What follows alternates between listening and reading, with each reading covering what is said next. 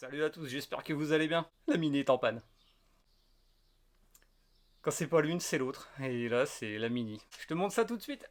Avant de commencer, je voulais t'informer que j'ai créé un compte Tipeee pour aider la chaîne, pour continuer dans les projets. En contrepartie, tu peux obtenir des stickers faits maison, avec amour, sans aucun problème. Et ça se met à chier là. Tu pourras les coller là où tu veux, n'importe où. En général, ça adhère sur presque tout et n'importe quoi. Sur la cuvette des chiottes, sur ton poste à souder, sur ta sableuse, sur ta bagnole, ta moto, n'importe quoi, même ton casque. Ou sur le crâne chauve de ton père. Tu peux aussi commander le mug, fait maison. Quand t'as des gros fails, ça fait toujours du bien de mettre du contenu dans un contenant et de boire un coup. Ça permet de déstresser un peu. Tout est fait maison. Que ce soit la modélisation jusqu'à la fabrication, c'est moi qui fais tout. Donc il y aura peut-être ma patte malchanceuse sur les stickers, on sait jamais. Alors depuis la restauration, la Mini a fait exactement 150 km. Ça fait pas beaucoup hein, depuis quelques mois. Hein. Je pensais rouler beaucoup avec et puis en fait il m'est arrivé des petites cagades. On appelle ça un déverminage, hein, on va dire. Un petit dépucelage après une grosse restauration. De toute façon, comme je t'avais dit dans la précédente vidéo, ça peut pas marcher comme ça du premier coup, il y aura toujours des trucs à refaire. Et là, évidemment, ça chie sur des trucs que j'ai pas voulu changer sur le moment parce que j'avais pas forcément les ronds. Et puis je m'étais dit, bah ça fonctionne, donc il n'y a pas de raison que ça ne marche plus. Et en fait, non. En fait, j'aurais dû le changer. Réfectionner le truc, le reconditionner, on va dire, ou le changer. Aujourd'hui, je vais le changer. Dans ce royaume plein de fails, j'ai voulu sortir la Mini un jour et en fait, j'ai pas pu. Pourquoi? Eh bah, c'est simple, le récepteur d'embrayage, il a lâché. Je me suis retrouvé avec du liquide par terre, je savais pas ce que c'était. J'ai senti, tu vois, j'ai pas voulu goûter, mais j'ai senti au début, je pensais que c'était que de l'eau, parce que ça avait un petit peu la consistance de l'eau, tu vois, et puis un peu clair, transparent. Non, j'ai vite compris quand j'ai voulu la sortir, la pédale d'embrayage était toute molle. Pas d'effort à la pédale, donc j'ai vite compris que il y avait un problème soit d'émetteur, soit de récepteur. Et vu le côté où ça fuyait, c'était le récepteur. Tant pis. Évidemment, le truc est super accessible. C'est un des trucs les plus chiants à faire. Je vais essayer de le démonter sans faire de place autour. J'ai franchement des doutes parce qu'en fait, quand je l'ai serré comme un sauvage. Et je pense qu'il va falloir quand même enlever quelques périphériques. Et ça me gonfle quand même pas mal. D'autant plus qu'après, il faut refaire la purge, etc. Donc, bon. Mais il n'y a pas que ça, je te montre. Autre problème que j'ai eu, le cylinder block là, il s'est coupé en deux. En fait, cette patte là, qui était neuve, quand je l'avais montée, et je m'étais dit, bon, c'est vrai que c'était pas super perpendiculaire à l'axe de l'échappement. Je me suis dit, bon, bah, l'autre était à peu près comme ça, pas autant, mais à peu près, donc je l'avais laissé. Au final, ça a tellement pas travaillé que ça l'a coupé, quoi. Le cylinder block, il a dit au revoir. J'ai remis celui que j'avais, c'est-à-dire l'ancien. Ça marche très bien. Et puis la patte, je l'ai retordue pour qu'elle soit pile poil parallèle, déjà au cylinder block, et puis perpendiculaire à l'axe de l'échappement, pour éviter que ça travaille en biais. Autre cagade, le starter. Le starter ne vient pas. Et quand il vient, il revient pas en place. Non. À régler aussi.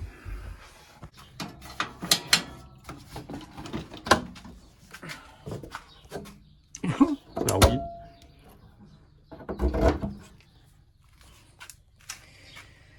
Donc, le fautif.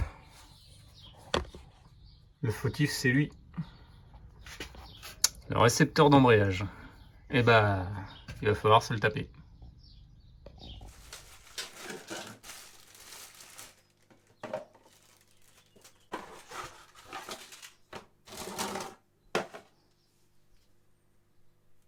Donc comme tu peux le voir, lui, on va le changer aussi pour éviter les problèmes. Il y a une légère différence de couleur, hein. C'est un poil plus propre. Hein. Évidemment, lui aussi, c'est la pure galère parce qu'il y a cette fameuse goupille à virer qui est chiante comme la mort et d'un accès terrible. Donc, fait chier quoi, putain, j'en ai marre. Mais il va falloir le faire.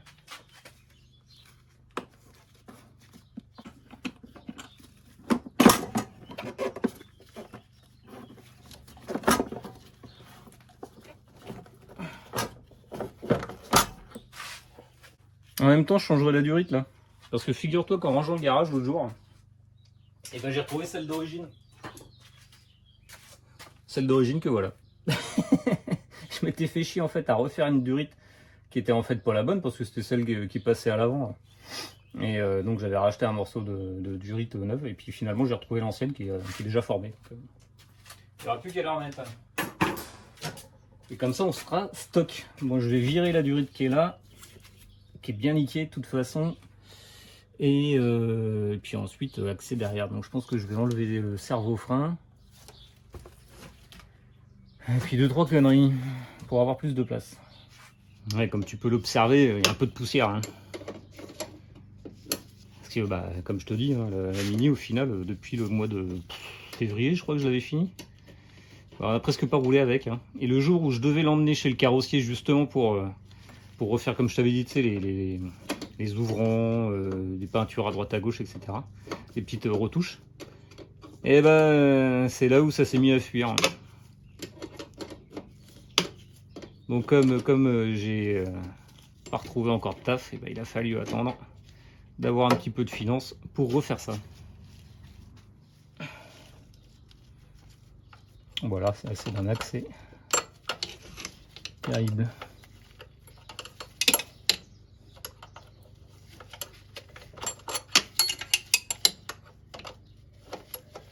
C'est vrai que c'est le genre de choses, t'as pas envie que ça arrive une fois que t'as tout fini, quoi. C'est dommage.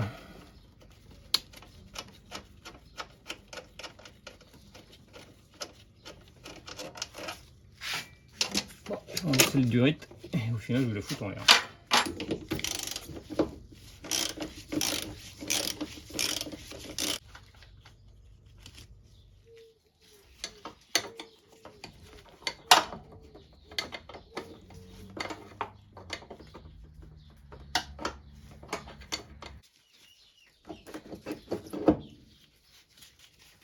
Bon alors là on est sous le pédalier, tu vois il y a l'axe là qui est ici et la goupille qu'on aperçoit juste derrière.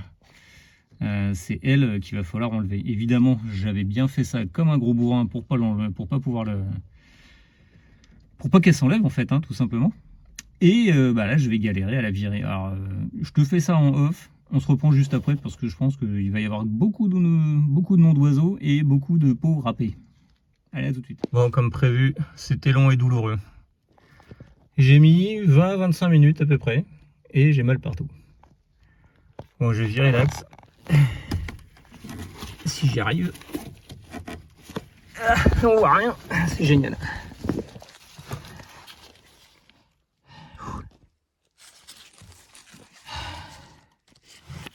Ah, tu sais qu'il faut être zen et un peu contorsionniste. Ça y est, je l'ai eu. Trop dur.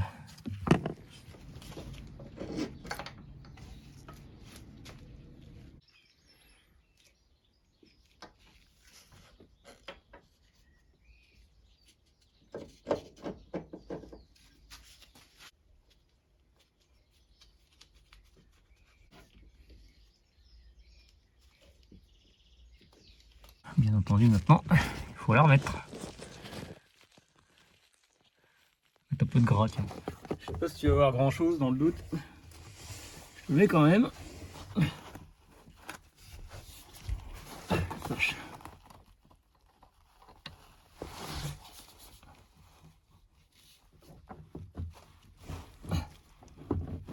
C'est absolument terrible.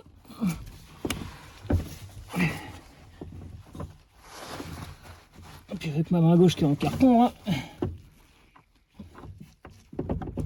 On est facile. Bon, au moins l'axe est mis. Évidemment, je te l'ai pas mis dans le bon sens.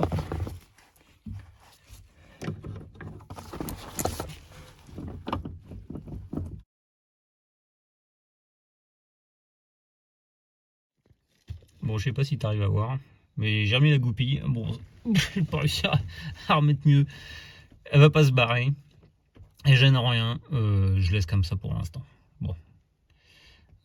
J'espère juste qu'avec le temps, on va pas tourner et puis que ça va pas empêcher un truc.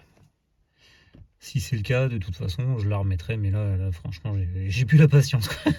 Je suis contorsionné de partout, ça me fait mal aux côtes, je laisse tomber. Bon, j'attaque le reste.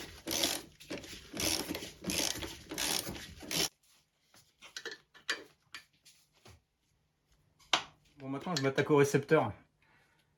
Je vais faire de la place, je vais déjà virer le bocal de lave-glace. Parce que le récepteur est en dessous évidemment, et il n'y a pas la place pour passer une clé, c'est pas possible. Et peut-être ça. Alors peut-être que je vais juste enlever les 4 vis qui retiennent les 4 écrous qui retiennent le servo-frein et le basculer, en espérant que les durites rigides, ça bouge assez pour avoir assez d'accès. Je vais déjà enlever ça puis voir ce que j'ai comme place. Je vais faire ça là quoi. Ça s'enlève tout seul, c'est l'avantage. Hop, hop, hop.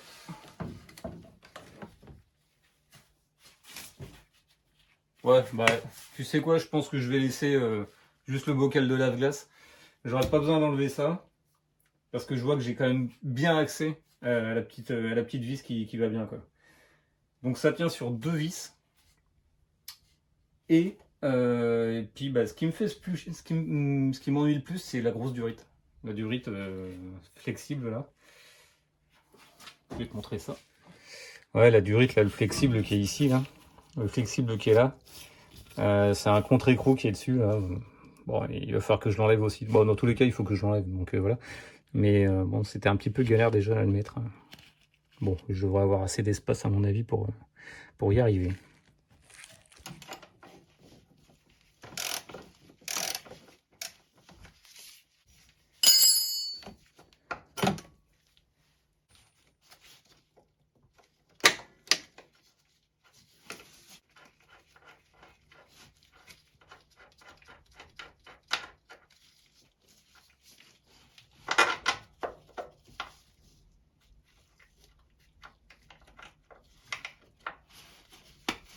Hop. Ah, c'est même ce qui me semblait, je l'avais serré comme un ouf.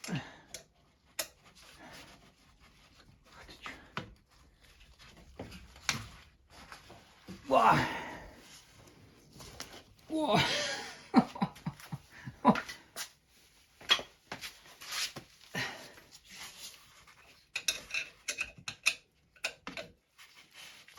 Ah, au moins il y en a une qui vient.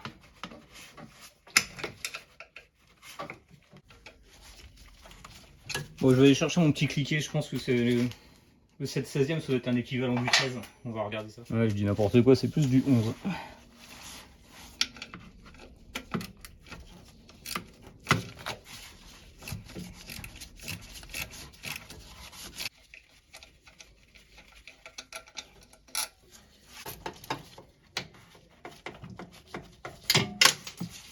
Super, elle est tombée.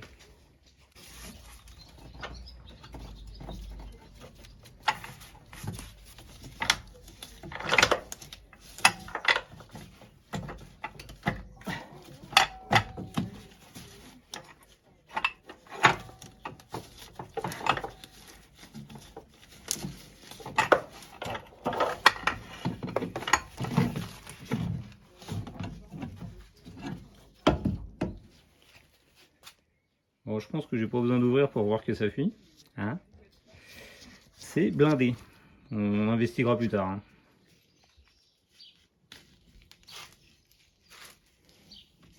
Joint neuf, bien entendu. On va reposer ça.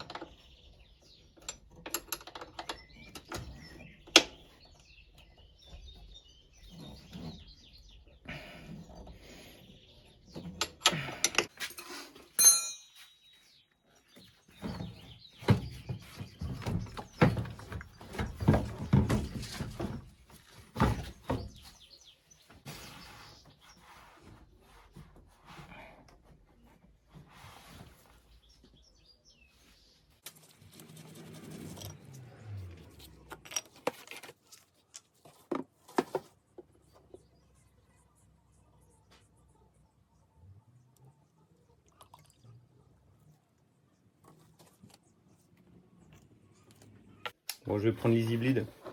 Et par miracle, chose que j'avais pas vue en fait la première fois quand j'avais remonté la voiture, c'est que j'ai un embout exprès.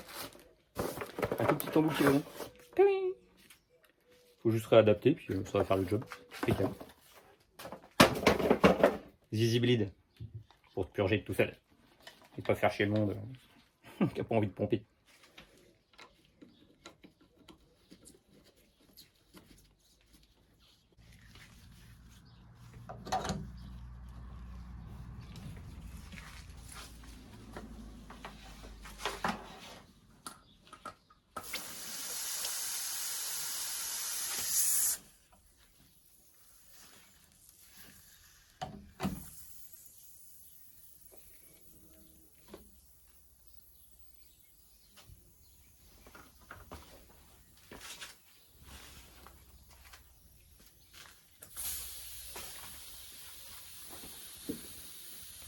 Putain, comment ça fuit, ça abusé.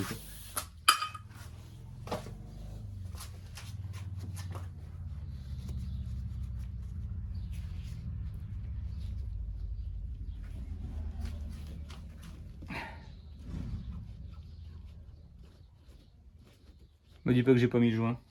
Ah putain, j'ai pas mis le joint. Putain, mais qu'il est con cet Alex. Oh, mais qu'il est con.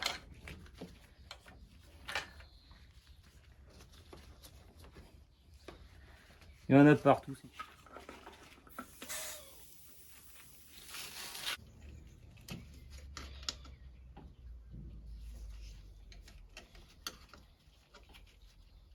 Allez, ça devrait y aller. Bon, bah c'est déjà fini en fait. Alors ça me paraît pas mal là. Je vais arrêter. Hop. Voilà.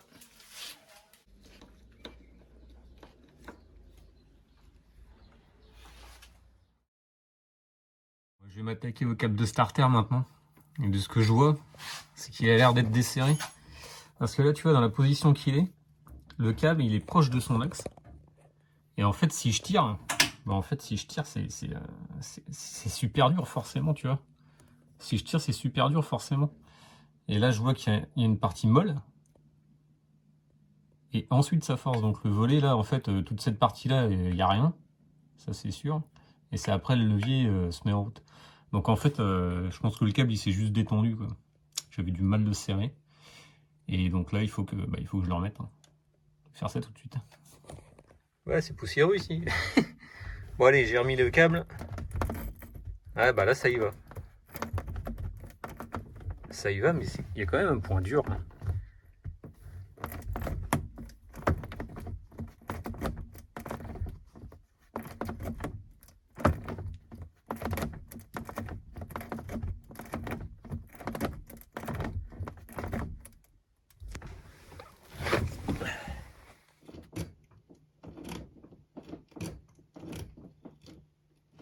Bon, c'est pas l'extase, ça me plaît pas trop. Le problème, c'est que là, le câble commence à être bien effiloché et je l'ai un petit peu massacré, tu vois. Donc, pour l'instant, ça a l'air de fonctionner. Je pense que je vais sûrement être emmerdé par la suite, hein, donc je vais mettre en commande un nouveau câble de starter. Et puis, pour solutionner ça, hein, parce que je veux bien que des fois, elle démarre au quart, mais bon, le temps qu'elle monte en température, ça a vite fait de caler. Bon, bah, c'est pas très grave. Ça, c'est fait. L'embrayage, c'est fait. Le starter, c'est fait. On va s'attaquer au dernier truc de cette vidéo, c'est la moquette. Le seul truc que j'ai pas refait sur cette voiture, c'était les patins en plastique qui sont sur la moquette arrière. Là où le siège, il glisse, là, et le siège avant, il glisse. Ils sont complètement déglingués, donc on va changer ça. Bon, là, c'est les patins en question là, que je te disais. Comment dire, le siège frotte dessus pour glisser dessus, là, tu sais, quand tu le recules ou que tu l'avances. Et le problème, c'est que forcément, comme c'est du plastique, ça s'use. Et de l'autre côté, c'est pareil, il est même arraché. Et au niveau du passager, j'en parle même pas du fait que, tu sais, on le bascule pour que les enfants rentrent à l'intérieur. Et bah, c'est encore plus défoncé. Donc je vais sortir la moquette, je vais enlever les boucles de ceinture, le cendrier. Et puis on fait ça à la lumière du jour. Hein, parce que là, on voit pas grand-chose. Bon, là, tu peux mieux te rendre compte que c'est complètement bouffé. Là aussi. Là, bon, on n'en parle pas. Et là, c'est pareil. Donc on va changer ça par du neuf, qui est ici. Bon, ça n'a rien à voir. Hop. Donc tu as les petits rivets. Bon là c'est des rivets en plastique, les anciens ils étaient en métal. Bon. Et donc tu as les différentes plaques. Me demande pas pourquoi il y en a des courbées et des plates. J'en sais rien du tout. Donc le but du jeu, c'est de sortir les rivets là. Donc je vais les percer par en dessous. Je voulais mettre un coup de visqueuse, mais ça va cramer la moquette. Donc je fais ça, puis après je remets les neufs. On voit une petite différence quand même. On va mettre comme ça.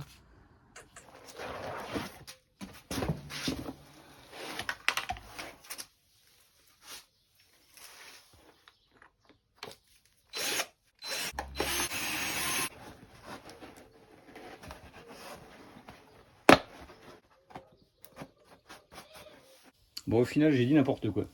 Donc ça, si c'est bombé, c'est normal. Ça va côté tunnel. Hop. Hop. Les plats là, les plats là. Et les rivets, ils sont pas en plastique, hein. Ils sont en ferraille, évidemment. Donc je pose tout ça. De toute façon, c'est tout simple, hein. T'insères le rivet. De l'autre côté, coup de tournevis pour l'aplatir. Après, un petit coup de marteau. Et puis voilà, ça fait le job, hein. Pas sûr que ce soit essentiel de te montrer ça. De toute façon, là où je vais galérer, c'est que les trous, évidemment, sont tout petits. Tu vois la taille du trou, la taille du rivet. Je pense que je vais les... Ouais, je vais les repercer pour que ce soit plus simple.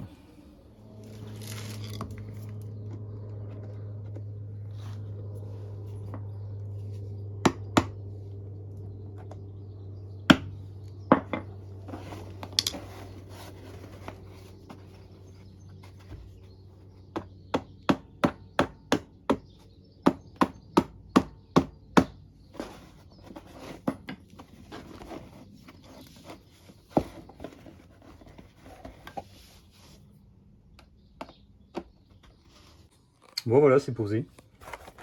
Bon ça, il faut pas s'inquiéter si ça baille un peu, hein. C'est à vide et puis de toute façon les sièges une fois posés dessus, ça ira bien. Donc tu vois, c'était facile à faire. Ça ressemble à ça une fois rifté. Alors attends. Le point machin, ouais. Donc voilà, ça ressemble à ça. Bon. Je vais mettre une petite couche de silicone histoire de, c'est que ça glisse, que ce soit agréable. Et un petit coup de propre aussi, puis je repose ça. Voilà, c'est posé. Ça fait propre. Bon, j'ai mis, comme tu as vu, du silicone, ça brille un peu. Ça aide bien pour glisser, tu vas voir.